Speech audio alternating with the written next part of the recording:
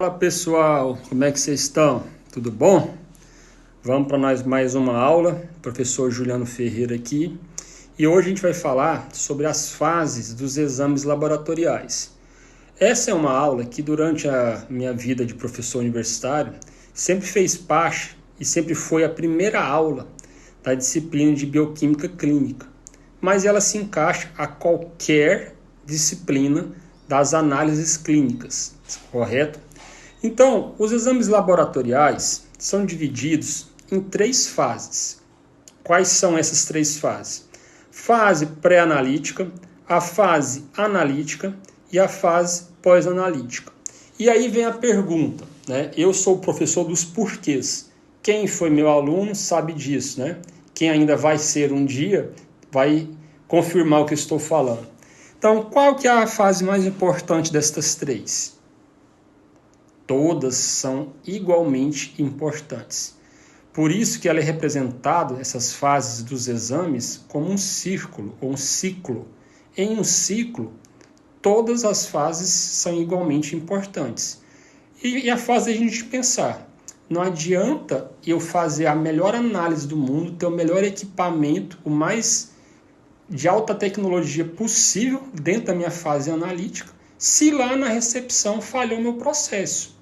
Igualmente, não adianta fazer tudo bem feito na fase pré-analítica, na fase analítica e na hora da fase de fazer a liberação do resultado, quem vai fazer essa liberação não analisar a contento, vai sair com o resultado equivocado. Então as fases são extremamente importantes, tem várias possibilidades de erro, mas seguindo os protocolos, havendo padronização das rotinas dentro do laboratório, isso vai ser minimizado. Evitado é quase que impossível, porque muitas coisas dependem de ações humanas, né? Mas dá para ser evitado na sua grande maioria. Então, a primeira fase é chamada fase pré-analítica, que é aquela fase que vai envolver tudo o que acontece antes de uma amostra chegar lá na bancada da área técnica para ser analisada. Então, tudo começa aonde, gente? Quando você chega no laboratório, qual o primeiro lugar que você vai? Hoje em dia é pegar a senha, né? Porque os laboratórios andam tudo congestionado, então raramente você já chega e é atendido. Então, você vai pegar a senha e aguardar ser chamado. Mas você vai se dirigir à recepção para fazer o seu cadastro. Então, a fase pré-analítica, né, do exame laboratorial inicia-se ali na recepção. Então, o que pode dar errado? Na hora do cadastro, a gente vai informar o quê? Hoje é obrigatório a gente apresentar um documento oficial com foto. Os laboratórios hoje, né, os mais que têm certificação de qualidade, etc. e tal, até exigem ou fazem uma foto sua, né, para deixar arquivado no programa que faz o cadastro, para conferir que você é você mesmo. Porque tem muitas situações que uma pessoa vai lá, faz o cadastro, na hora de coletar quer aparecer outra pessoa, né? Por motivos diversos aí. Então, na hora do cadastro, é obrigatório, logicamente, colocar o nome. Por que isso pode dar erro, gente? Existem pacientes homônimos, pacientes com nomes muito semelhantes ou iguais que é o homônimo. E se eu não cadastrar de forma correta, eu vou fazer uma troca de amostra.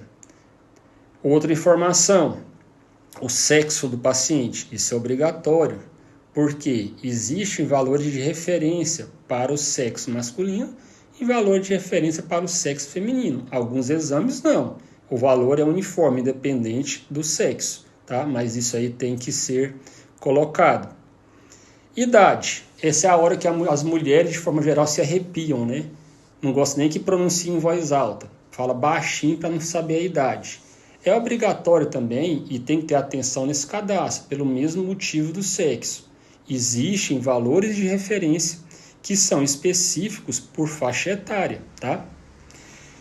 Pode também acontecer um erro de cadastro do exame que foi solicitado, porque muitas vezes a letra do médico é praticamente ilegível, né? Então, as meninas, as recepcionistas ou os recepcionistas, a equipe de recepção, pode cadastrar um exame equivocado. O que isso gera? Perca de tempo, perca de dinheiro, porque se era para ter feito um exame X, eu fiz o Y, não foi culpa do paciente. Então, eu vou perder tempo e dinheiro. E o que vai provocar no paciente? Vai ter que voltar, muitas vezes, ao laboratório para fazer uma nova coleta, porque às vezes o exame que era para ter sido feito coletando na urina, por exemplo. E aí cadastrou um exame que era feito apenas no sangue.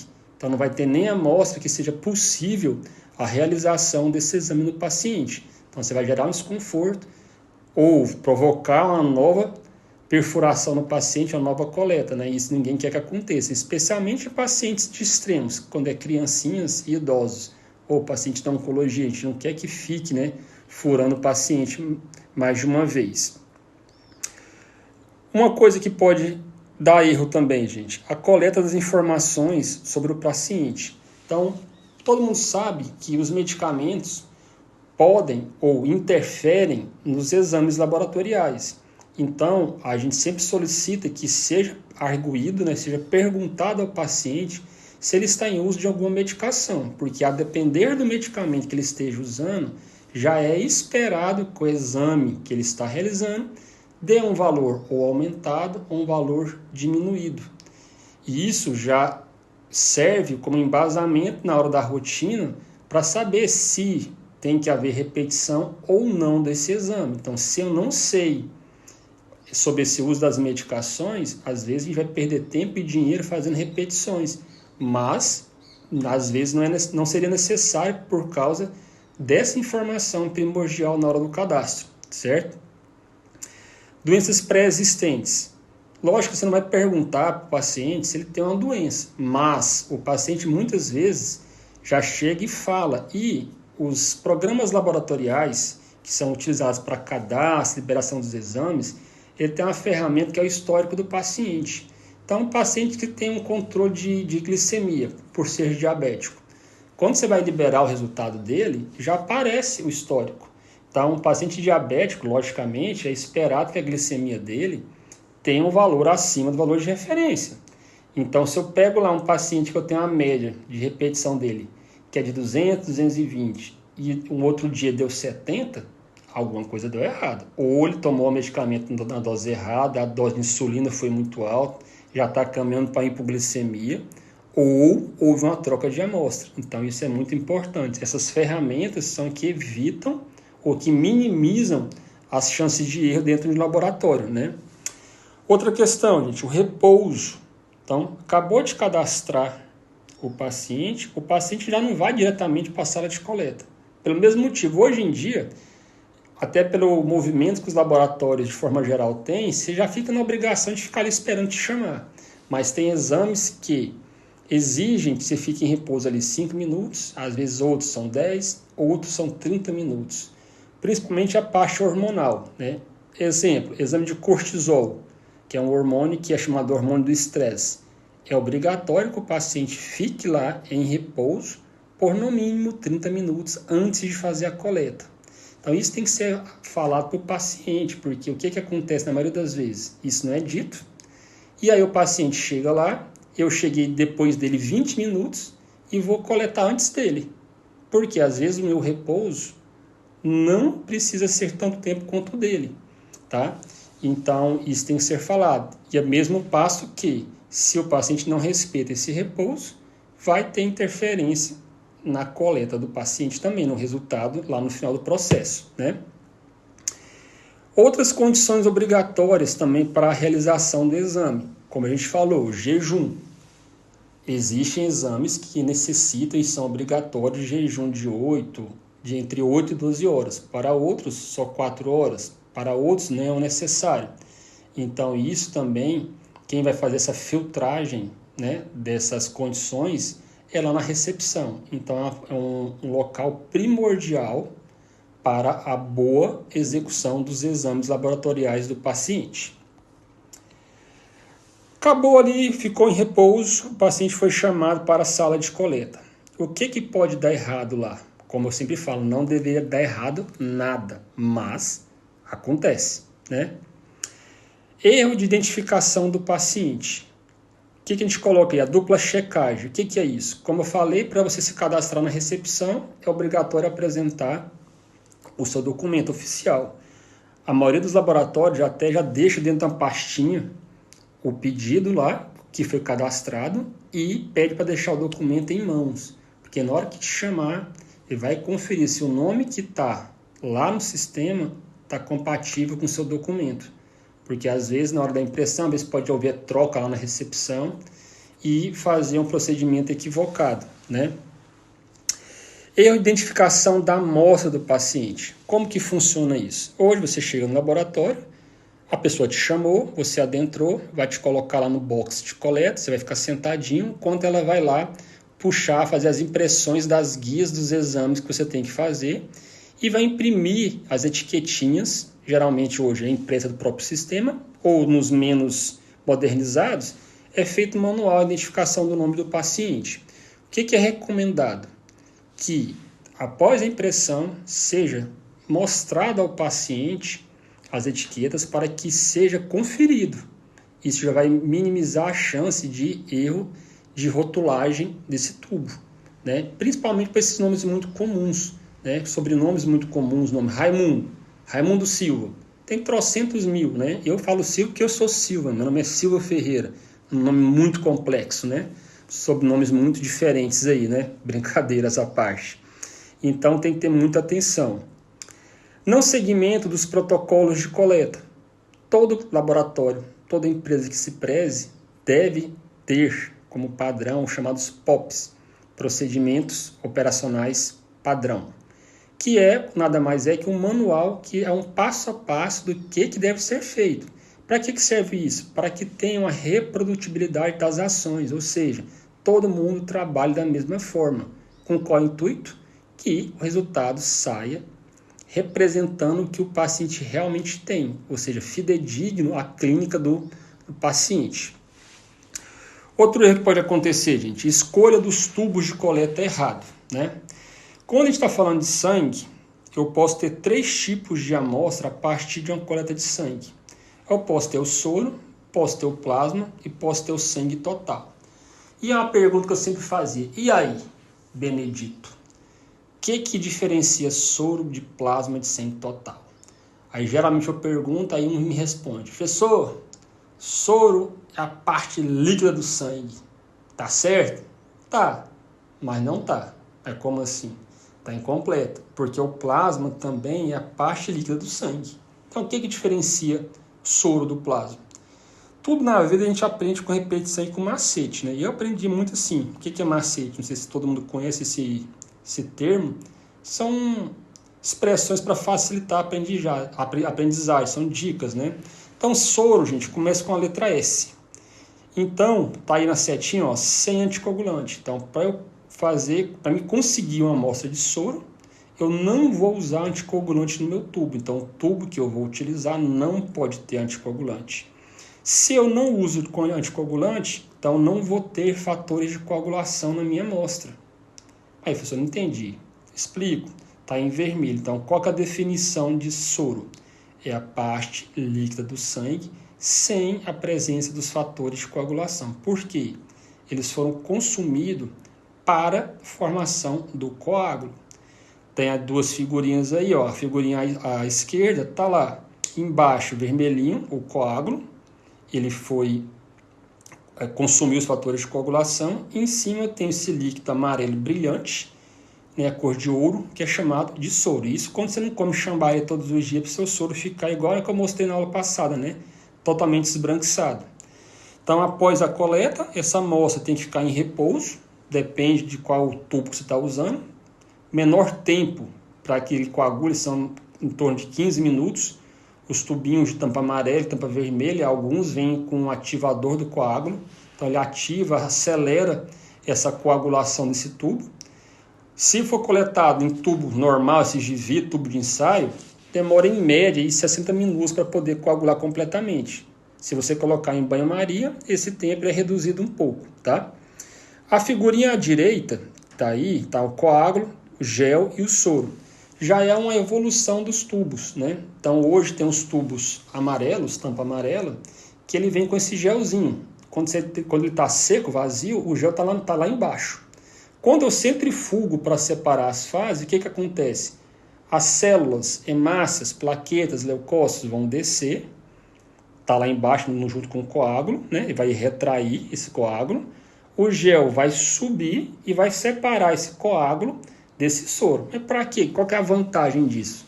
Falei na aula de ontem sobre a glicemia. Se eu deixar a minha amostra como está à esquerda, o soro em contato com o coágulo, o que vai acontecer? As minhas células que estão ali, hemácias, leucócitos, vão começar a consumir os nutrientes que estão ali dentro, principalmente a glicose, para se manter vivas. Então, se eu deixo a minha amostra de soro em contato com o coágulo, a cada hora que passa, eu tenho uma redução de até 10 miligramas por decilitro. E isso é muito preocupante. Então, faça o exame de um paciente X. Era para dar 130, por exemplo. Resultado que consideraria ele como diabético. Mas eu demorei para fazer a análise. 2 horas lá até que eu fizesse essa análise. Quando eu for fazer, vai dar 110. Está quase próximo da normalidade. Estaria na zona de pré-diabetes. Né? Ou, se tivesse um pouco menor do que 130, ele entraria na normalidade. E o paciente, às vezes, é diabético, mas pelo um erro lá na fase pré-analítica, eu estou considerando ele como paciente normal.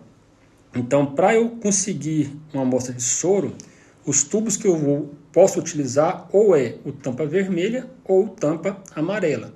E até falei ontem, hoje no mercado, que ele é vermelho com amarelo no mesmo tubo, tá? Porque ele vem com gel e ativador do coágulo num tubo só.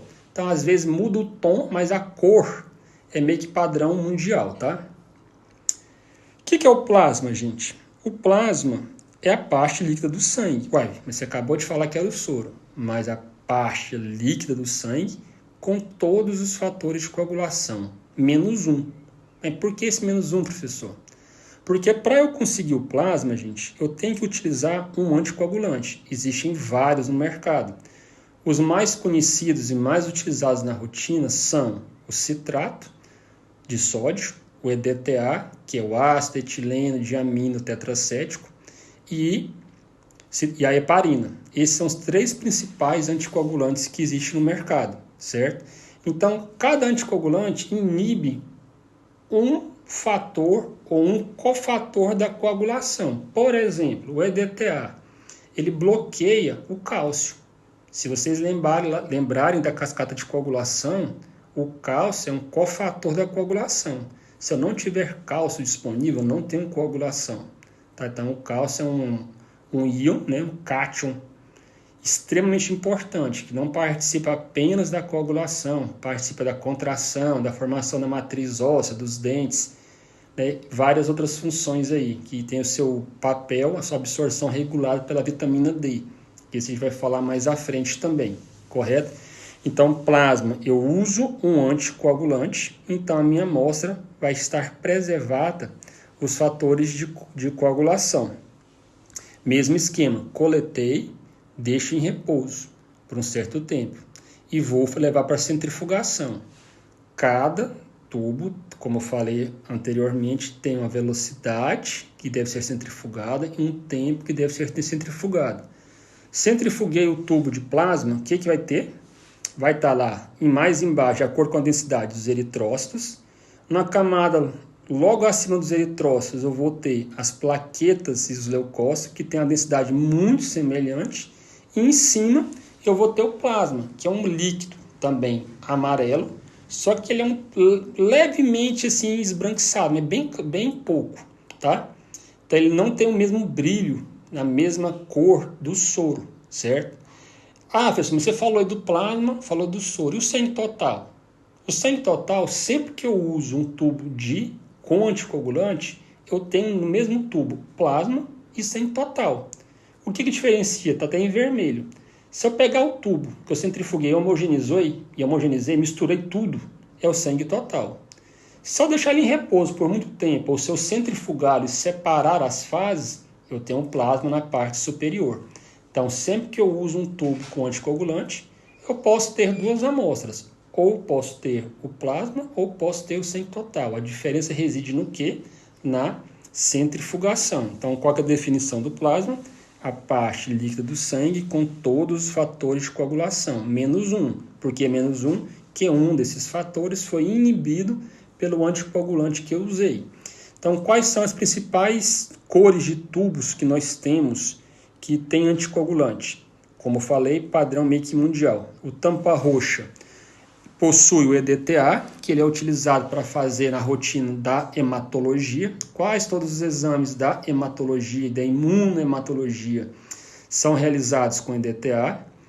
Tem o de tampa cinza, que a gente até falou ontem, que tem o fluoreto, é fluoreto mais EDTA. Lembrar que o fluoreto não é um anticoagulante, na verdade, né?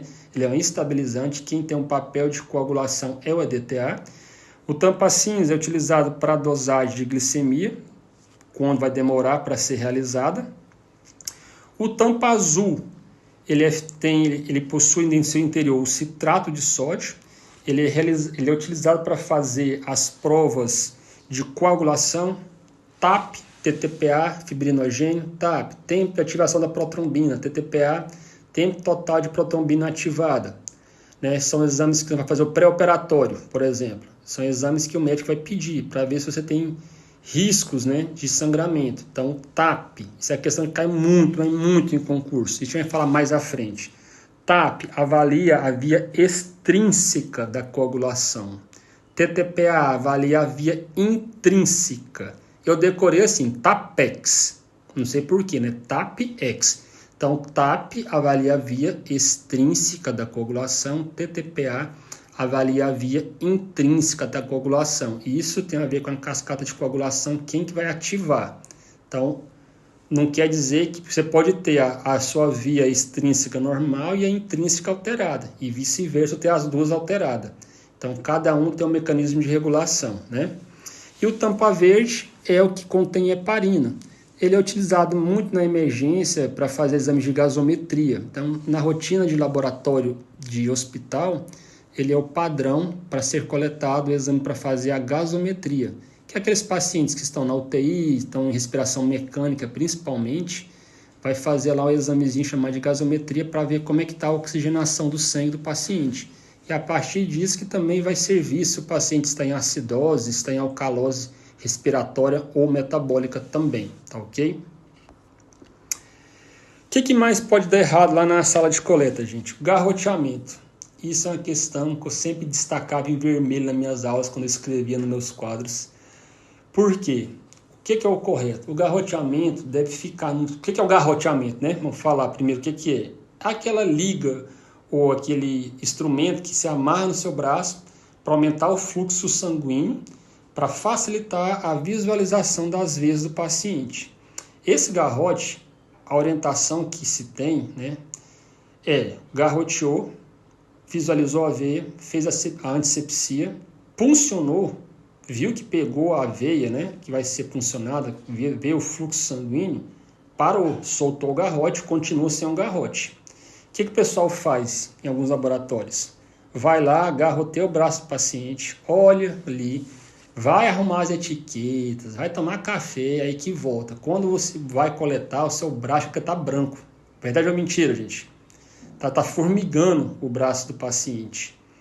Isso não pode acontecer em hipótese alguma. Passou de 1 minuto garroteado, você tem que soltar, se for o caso, que às vezes está com a visualização dificultada, né, para poder ver. Você vai lá e solta, ou você vai no outro braço, ou espera aí entre 1 e 2 minutos para restabelecer o fluxo sanguíneo. Por quê?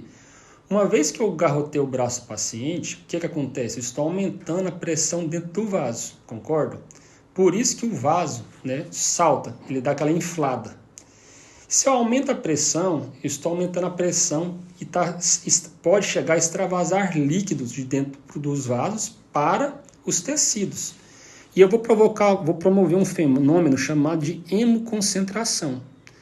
Eu estou concentrando o sangue naquele local que eu estou puncionando. Exemplo de interferência. Se eu vou dosar o hematócrito do paciente, o que é o hematócrito? É a proporção entre parte líquida e parte celular do sangue do paciente, feito na hematologia. Vai dar alterado. Se eu vou dosar as proteínas totais do paciente, Se eu estou concentrando ali, as minhas proteínas totais também vão dar mais elevada, né? Então, isso promove erros na minha análise. Além de poder provocar hemólise. O que é hemólise? Rompimento da membrana das hemácias. Por quê? Quando eu garroteio, é como se pegasse uma mangueira e fosse apertando ela. Lá dentro daquele tubo, daquele vaso, está passando várias células. Então, eu tinha um calibre de 10 milímetros, por exemplo. Estou reduzindo para 3 milímetros. O que acontece? Eles vão passar com mais dificuldade ao ponto dela se romper. Quando eu coleto o material do paciente, coloco no tubo, deixo em repouso, a amostra, quando fica, em vez de estar amarelo, o soro ou o plasma do paciente, quando eu centrifugo, vai estar totalmente avermelhado. Isso é um índice de rejeição da amostra. Traduzindo, para mim, Juliano, chegou a amostra hemolizada na minha bancada, quando eu estava em bancada de laboratório, quase que 100% das vezes mandava fazer uma nova coleta. Porque vai interferir muito nos meus resultados lá na frente, tá? Então, o garroteamento tem que ser rápido, no máximo 1 minuto, ideal de 15 segundos a 1 minuto, certo? Outra coisa que pode dar muito errado, gente, a antisepsia do local a ser puncionado. Então, vou fazer a asepsia, uma questão que eu observo muito quando eu dava treinamento, onde eu trabalhava no laboratório, para os alunos na faculdade. Com o que a gente faz a antisepsia? Com álcool 70 ou com álcool 96? Aí muitos pensam, o 96 é maior o número, então deve ser melhor. Não, né? O padrão é o álcool 70, porque ele tem a maior quantidade de água. Então, quando você passa o álcool na pele do paciente, ele dá tempo do álcool entrar atravessar a parede das bactérias, dos vírus que estão ali na superfície da sua pele e promover a destruição. Então, o álcool 70, ele é um agente bactericida, tá? Então, por isso que ele faz a antisepsia, a desinfecção daquele local. O álcool 96, ele é mais concentrado, ele é quase que puro, 96% de álcool. Então, tem muita pouca água. Se você colocar na pele do paciente, ele vai provocar irritação na pele do paciente, e 2, não dá nem tempo de ter ação, porque ele evapora muito rápido. Então, fez a limpeza da pele, você não pode soprar também, como muitos fazem, né? Antigamente você via muito isso. Isso eu não estou usando hipérbole, não estou aumentando, não. Antigamente o povo soprava. E o que é pior hoje em dia? Limpa com algodão. Aqueles que não tomam banho muito adequadamente, quando passa algodão, sai aquela tarja preta, né? Aquele macuco. Aí a criatura que está limpando, o técnico de coleta, vai lá com o mesmo algodão, do mesmo jeito, limpa novamente. Limpou, sujou, limpou, sujou. Se você viu que limpou e saiu muita sujeira, se tiver que limpar novamente, vira o algodão para o outro lado, ou o ideal, pegue outro algodão e limpe em movimento único. Ou é de baixo, o ideal é de baixo para cima, contra os pelos. Alguns limpam de cima para baixo.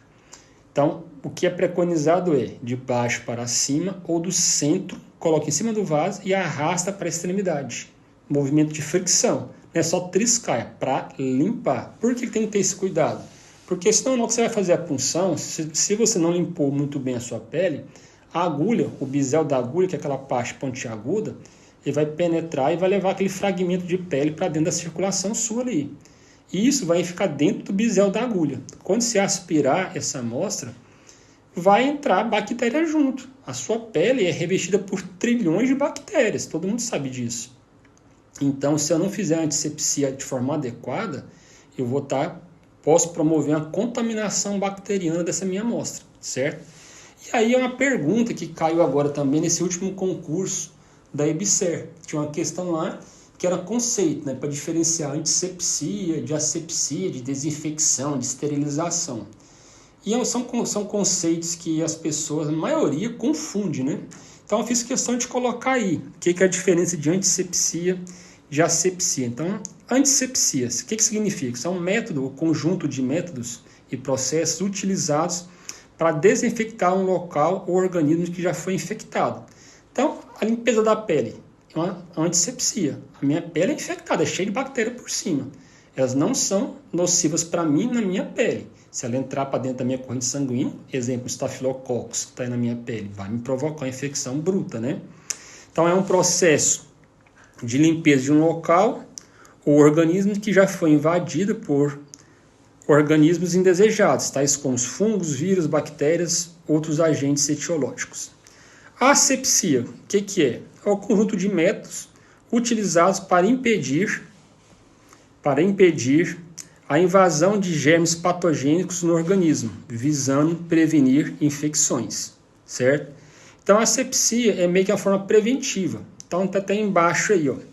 A principal diferença entre asepsia e antisepsia está no fato da antisepsia tratar de desinfecção de um local, enquanto a primeira, que é a asepsia, trata da higienização preventiva, certo? Então, acho que facilitou, né? Ficou mais claro isso aí. Então, quando eu faço uma limpeza de uma sala, por exemplo, de um centro cirúrgico, eu estou fazendo uma asepsia. Estou prevenindo que permaneçam bactérias ali que possam provocar infecção no paciente que vai ser operado. Quando eu limpo meu braço, estou fazendo lá para fazer uma punção, eu estou fazendo uma antisepsia, correto? E tem mais dois conceitos que eu quis colocar aí para vocês, que é a esterilização. Já está falando estéril, que não tem nada. Então, é um processo que elimina todas as formas de micro-organismo de um local. O mais comum, que a gente mais vê falar na nossa rotina, é a esterilização por autoclavação, que é você pegar algum material e enfiar dentro de uma panela de pressão gigante, que vai matar por calor e por umidade, né? Então, calor úmido, tem calor úmido e calor seco, né? Pode ser feito. E tem a degermação, que até caiu nessa prova também, tinha esse conceito, que é a diminuição do número de micro-organismos patogênicos, ou não, após a escovação da pele com água e sabão. Então, às vezes, antes de fazer um procedimento, né, o médico vai lá, faz a limpeza dos braços, né, com a solução lá de clorexidina, um sabonete degermante, para reduzir. Depois ele passa povidine, outras substâncias aí, né, para poder fazer realmente a antisepsia, para que, ao fazer o procedimento cirúrgico, não tenha risco de contaminar o paciente com as bactérias que estão na pele dele, correto? Aí tem um informativozinho sobre as características do álcool 70, falando que ele é bactericida, como é que ele age, né? Então ele atravessa a membrana do micro-organismo e promove a desnaturação das proteínas, levando o micro-organismo à sua destruição. Então, um dos melhores e mais comuns, né, agentes bactericidas que nós temos é o álcool 70, não é o único. Como eu falei, um outro que é muito comum no ambiente hospitalar é a clorexidina, certo? Aí tem um informativo, gente, que é uma ordem de coleta dos tubos. Então, quando você vai coletar sangue lá na sala de coleta, você não vai pegar, não deve ser pego como mamãe mandou. Eu pego esse, depois eu pego aquele, depois eu pego aquele. De acordo com os tubos, com os exames que você vai fazer, eles vão escolher os tubos específicos e tem que seguir essa ordem aí, tá? Então, se o paciente vai coletar, por exemplo, amostra para fazer rotina de imunologia, né, exame sorológico, vai usar o soro, tampa amarela. Se vai fazer um hemograma, eu tampa roxa. Se vai fazer uma curva glicêmica, tampa cinza. Então eu vou seguir, o primeiro que eu vou usar é o amarelo, depois o roxo, depois o cinza. Então não devo inverter, porque um pode interferir no outro na sua realização. Isso para quem coleta a vácuo, né? Se for na seringa, quem colhe na seringa e transfere para o tubo, isso não vai interferir, mas para quem faz coleta a vácuo, que é aquela agulhinha que vem dentro de tipo um canhãozinho que você enfia o tubo lá dentro, né? Acho que todo mundo já deve ter coletado alguma vez na vida em algum laboratório, tem que ser seguida isso aí. Então isso interfere também, é um dos erros que pode acontecer na fase pré-analítica, tá ok? Outra coisa que pode acontecer, tem laboratórios que têm postos de coletas espalhados na cidade. Então coleta na clínica fulana, e alguém vai pegar essas amostras e vai levar lá para a matriz para serem analisadas.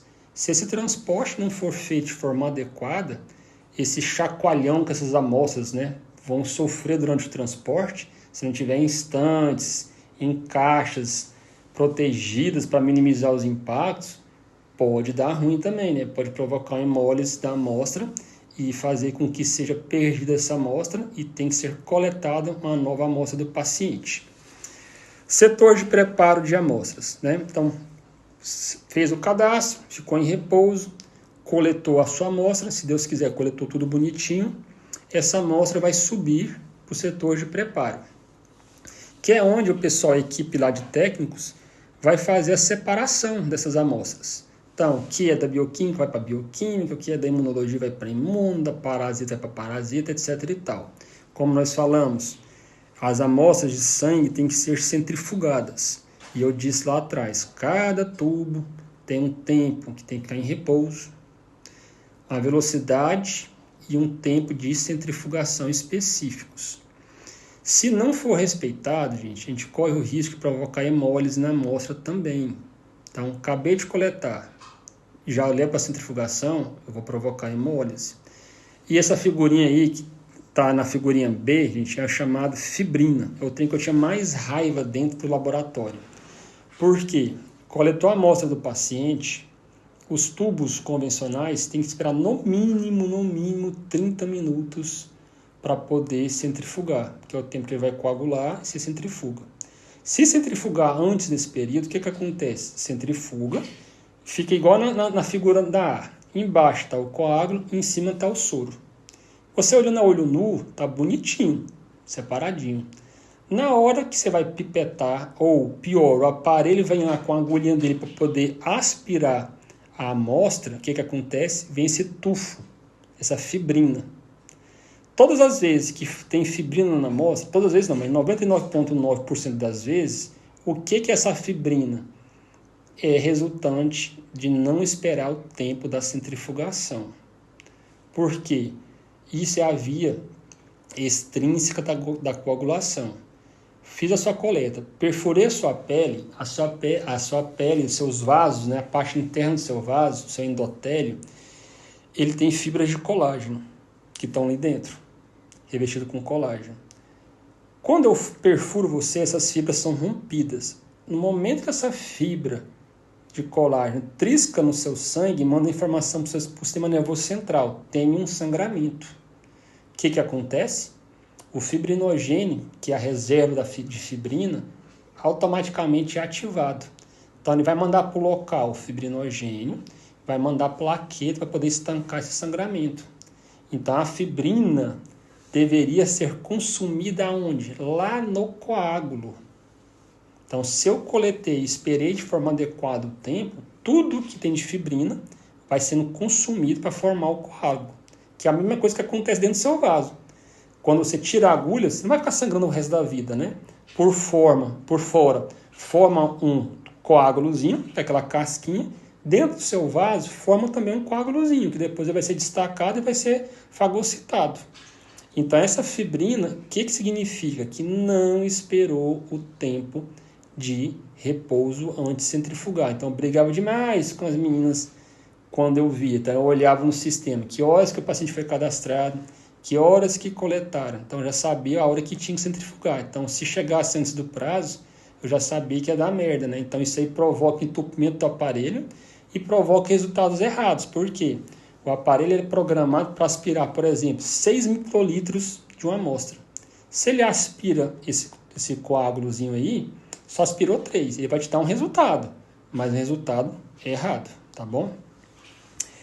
Então, repetindo, formação do coágulo de fibrina é o não segmento do tempo de centrifugação da amostra, desse repouso que deve ser realizado. Outra coisa que pode dar errado lá no setor de preparo: trocas de amostras, contaminação de amostras. Hoje, nos laboratórios já mais padronizados, para cada rotina, cada setor é coletado um tubo. Mas em alguns outros ainda não. Coleta um tubo maior, às vezes de 10 ml, e lá no setor de preparo, os técnicos vão separar em tubos, né, de vidro convencionais que vão ser reetiquetados. E aí que vem um perigo. Pega o tubo de João, que eu centrifuguei do João, mas na hora de reetiquetar não coloca o João, põe o Fábio, por exemplo. Vamos inventar um nome aqui. Então, a amostra do João foi para o paciente Fábio. E aí você vai trocar o exame de no mínimo 2 pacientes. Então, o ideal é que cada sessão receba um tubo já na hora da coleta. Mas se não for possível, logicamente isso depende dos gastos, dos custos, tem que ter muita atenção. E a mesma coisa com respingos de amostra. Então, como é que eles separam? Aquelas pipetas de Pasteur são descartáveis.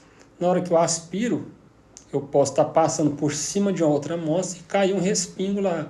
Eu posso contaminar uma amostra. Então, tem que ter muita atenção da equipe lá do preparo, né? E também pode ocorrer, né, quebras de tubos durante a centrifugação. Muitos laboratórios hoje nem usam mais tubos desses a vácuo de vidro. Existem eles de vidro e de plástico. A maioria usa os de plástico, por quê? Para evitar que quebre uma amostra, porque, de novo, é perca de tempo, de dinheiro e gera desconforto ao paciente. Porque se quebrou uma amostra do paciente, se não tiver uma outra amostra lá, ele vai ter que voltar ao laboratório para fazer uma nova coleta, tá ok? Finalizou então a fase pré-analítica. Então, a fase pré-analítica envolve a recepção, envolve sala de coleta, envolve o seu setor de preparo das amostras. Separou bonitinho, mandou para a fase analítica. Tá? A fase analítica é onde vai entrar, né, o profissional de nível superior. Né? Então, eu sempre faço uma pergunta. Quem que faz os exames? Quem que realiza? Somos nós, professor. Sou eu que sou bioquímico. Não, gente. Hoje em dia quem faz exame é o aparelho. Hoje, no máximo, você coloca lá na ordem que ele te manda colocar.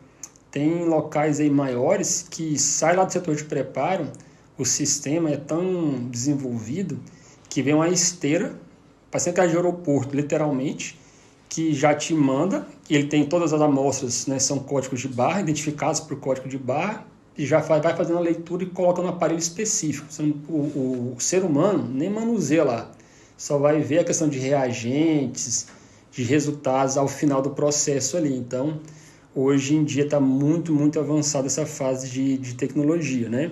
Então, é uma fase também, como as outras, que não deveria ter erro, mas pode acontecer, principalmente, né, devido a erros humanos ou erros de equipamentos. Porém, é uma fase que é a fase que permite que tenha maior intervenções para minimizar esses erros, né? Então, tem a fase que permite inserções de mais controles. Então, tem selos de qualidade da SBPC, da Sociedade Brasileira de Pesquisa Clínica, tem a ISO 9001, 9002, 901, etc. e tal. São selos de qualidade. Então, são protocolos que você segue à risca para que você tenha o máximo de qualidade na sua análise, né? Então, o que pode acontecer de errado dentro da fase analítica, gente? Primeiro, a ausência de manutenções preventiva ou corretiva dos equipamentos. Então, o equipamento é a máquina, que você vai lá e programa ela para ela trabalhar. E ela tem a capacidade de reproduzir, né, os resultados. Então, é feito de maneira paulatina, então o tempo todo trabalha da mesma forma. Mas eles carecem, logicamente, de manutenções periódicas, né? Então, o laboratório tem que investir na qualidade para que tenha uma manutenção preventiva e corretiva dentro do que o fabricante recomenda. Então, tem equipamentos que é mensal, outros é trimestral, outros semestral, né? Lógico, quando o equipamento não quebra, que vem uma corretiva, quando você detecta uma falha nesse equipamento. Outra coisa que pode provocar erro, gente, a ausência de calibrações e de passagem de soro controle periódicas. Então, o laboratório que se preze faz a calibração, né, rotineira. O que é calibração? Passa um reagente que vai te dar a certeza que o resultado que ele está soltando está condizente com a verdade. Como é que eu fico sabendo disso? Aí também é vendido no mercado os soros controles. O que é isso, professor? São amostras, né, feitas em laboratório, que eu sei exatamente quanto de cada substância tem naquela amostra. Exemplo, eu compro um soro controle comercial para bioquímica. Então, naquele soro controle, eu sei que lá dentro dele tem, exemplo, 70 mg por decilitro de glicose, tem 200 mg por decilitro de colesterol, 150 de triglicerídeos, etc. e tal. Eu vou passar essa amostra no meu equipamento. Então, os resultados que meu equipamento vai liberar tem que estar condizente com esses valores que vêm informados pelo fabricante. Lógico, tem uma margem de referência, um desvio padrão. Então, se é 70, então ele aceita geralmente, exemplo, de 65 a 75. Então, passei a minha amostra de glicose, soro controle. Deu 67, tá ok. Deu 71, tá ok. Deu 85, não tá ok. Então, vou ter que fazer uma nova calibração do equipamento. Então, isso tem rotinas que são diárias, outras que são semanais. Né? Então, o soro controle, geralmente, a gente passa todos os dias antes de iniciar a rotina. Então, isso é um investimento, é caro? É dispendioso? Mas é o que te assegura a qualidade do teu resultado, né? A ausência de POPs setoriais, né? Como eu falei, toda empresa que se preze, laboratório que se preze, deve possuir os POPs por setor, para que na dúvida seja consultado. E todo kit vem com a bula, né? Eu tive vários alunos que tomaram até trauma de mim, que lá na faculdade a gente fazia tudo de forma manual, que é o ideal para a gente poder aprender. Aí foi só isso, leia a bula. Professora, leia a bula. Tá? A bula te fala tudo, tem todas as informações necessárias. Tem uma ex-aluna minha, que é uma chara aí, que chama Juliana, que ela foi a menina que eu mais falei, né? Se ela assistir um desses vídeos que a gente está postando, ela vai com certeza se lembrar disso. Né? Que eu vou falar para todo dia, Juliana, leia a bula te fala tudo, tá? Outra coisa que pode dar errado, gente, é a não definição de valores críticos para os resultados. Então, todos os exames que a gente realiza, a equipe técnica do laboratório padroniza o que é chamado de valor crítico. É um valor que, sempre que for atingido, automaticamente a gente vai entrar em contato com o médico solicitante. Porque já gera um alerta, né? Então, a glicemia, por exemplo, o valor normal é de 70 a 99. Então, às vezes, o laboratório padroniza que o valor crítico para a glicemia é 200. Então, todos os pacientes que dê acima de 200, ou abaixo, sei lá, de 50, por exemplo, seja informado ao médico, tá? Então, isso aí, os laboratórios já que prezam pela qualidade, são feitas essa padronização desses valores críticos.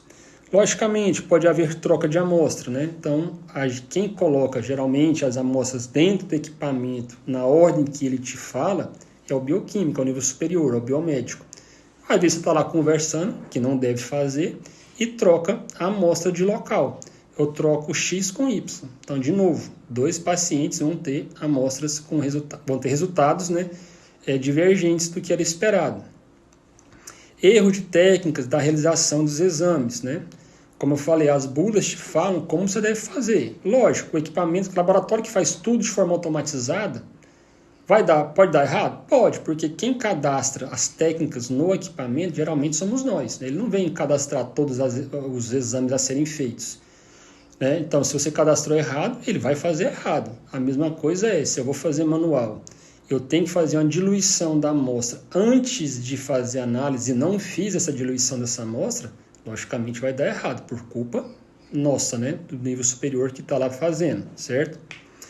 Uso de reagentes equivocados ou com prazos de validades expirados, né? Logicamente, a gente não deve usar em hipótese alguma nenhum reagente com prazo de validade expirado. E tampouco logicamente, tem que ter atenção com qual reagente você vai usar. Por que eu falo isso? Exemplo, tem reagente para dosar as transaminases. Quais são as transaminases? TGO e TGP. O nome dela do inglês, a gente vai ver lá na frente, né? É AST, AST e ALT. Na hora de eu colocar no aparelho, ele me manda colocar na posição 1, por exemplo, a ALT, e na 2 a AST. Mas eu vou lá e inverto. Vai dar certo? Lógico que não.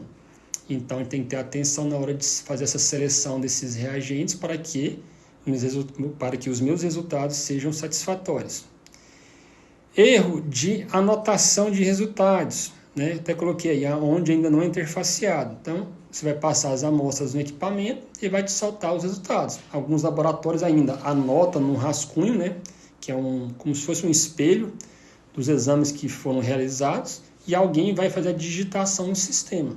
Então, se eu não tiver atenção, eu posso anotar um número errado, uma vírgula no lugar errado, né? Então, hoje, os laboratórios maiores já têm um sistema interfaceado. O que é isso?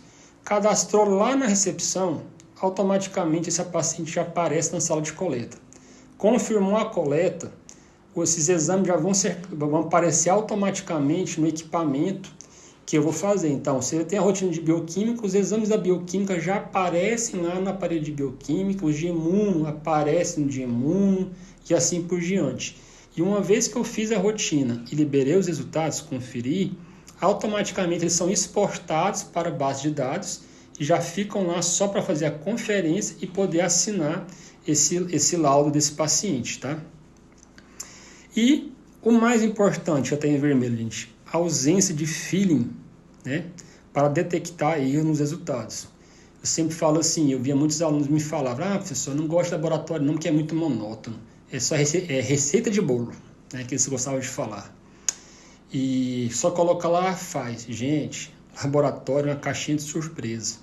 Se você é um profissional, que você chega lá, coloca a rotina no aparelho e deixa, desculpa o palavra, deixa o pau torar, você não está fazendo nada. Colocar no equipamento, qualquer pessoa coloca. Se eu ensinar minha filha, hoje não porque ela não sabe ler ainda, né? Mas quando ela souber ler, se eu ensinar ela a colocar lá, ela vai colocar e o aparelho vai me dar o resultado. Então a gente tem que ter o feeling para saber se os resultados estão adequados ou não. Como é que a gente vai saber disso? É com o tempo, é analisando o histórico do paciente antes de soltar esse resultado. E aquele detalhe, gente, eu chego na rotina, tenho lá 100 pacientes, coloquei lá, todos os pacientes estão dando um estado de glicose, que foi o que a gente já falou, tudo 70, 75, 70, 75. Está errado. Num N de 100 pacientes, logicamente que você não vai ter todos os pacientes dentro do mesmo valor. Então, se você chegar na sua rotina e já ver isso, pode procurar ver que o aparelho às vezes aspirou uma fibrina ou o reagente está de forma errada. Então, quando você vai avaliar o paciente, ele fala, os exames conversam com você, eles têm que ser correlacionados. Então, quando a gente pega um paciente que eu vejo que um exame X deu alterado, eu já espero que outro dê alterado, vai dar alterado. Exemplo, voltando de novo ao nosso assunto que já conversamos, glicemia. Pega um paciente que tem um valor de glicemia de 220 mg por decilitro, paciente diabético. O que eu já vou esperar disso aí?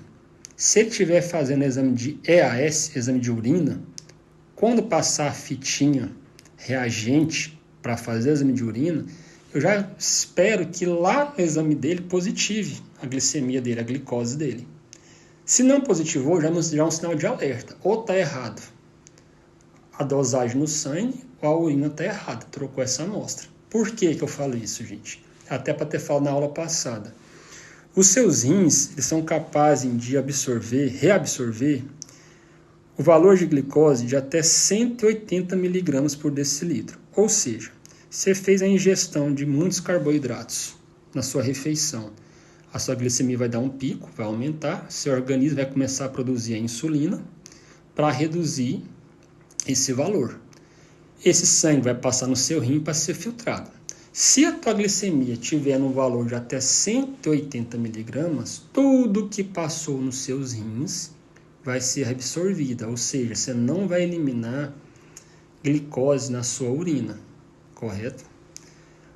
Passou desse valor de 180, aí sim já começa a liberar. Então eu falei que deu 220, no exemplo que eu falei para vocês. Então, o que é esperado? Passou de 180, eu vou ter eliminação de glicose na urina do paciente. Então, o que eu devo fazer? Ou eu ligo no setor de uranálise e pergunto, por favor, olha aí o resultado de AES do paciente X. Positivou para a glicose? Positivou. Beleza, está condizente com o que é esperado. Pessoal, mas sempre vai ser assim? Não, nós temos as exceções. Exemplo, eu posso ter um paciente com um valor de glicemia de 140, 160 e mesmo assim positivar. Isso não vai ser um erro. Vai, professor, mas como assim? Você disse que acabou de falar que o limite de reabsorção dos rins para a glicose é até 180. Deu 140 e positivou? Sim. Lembramos que, exemplo de paciente diabético, a longo prazo ele vai ter uma lesão renal. Então, o que ele reabsorvia quando o rim era saudável, ele não reabsorve mais. Lembra que eu usei o exemplo da rede? Então, vai começando a destruir aquela rede, a do rim do paciente.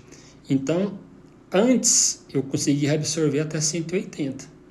Agora só consigo reabsorver até 140. Passou disso, positivo na urina do paciente. Então, quando eu pego uma glicemia do paciente de 160 e positiva na urina, o que isso já me sugere? Lesão renal. Então, o que eu vou avaliar? Ver se a fitinha positivou também para proteína. Então, uma coisa sempre correlaciona com a outra. Então, nós temos que ser capazes de fazer correlação. O bom profissional, aquele que se diferencia, é aquele que consegue fazer correlação. Se você faz só a sua rotina, sem se preocupar com a dos outros, você não está fazendo nada. Então, isso não é o importante. Isso não vai ser destaque nunca.